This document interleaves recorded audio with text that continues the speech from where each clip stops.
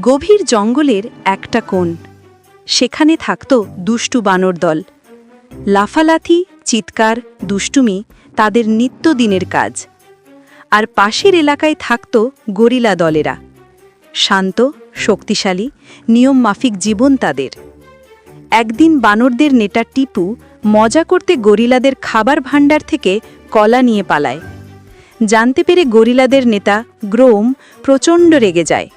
দুই দলের মধ্যে শুরু হয় উত্তেজনা, চিৎকার, লাফালাথি, হুঙ্কার, যেন পুরো জঙ্গল কাঁপছে।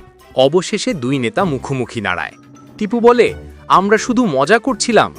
গ্রোম শান্ত গলায় জবাব দেয়, মজা তখনই ভালো যখন তাতে অন্যের ক্ষতি না হয়।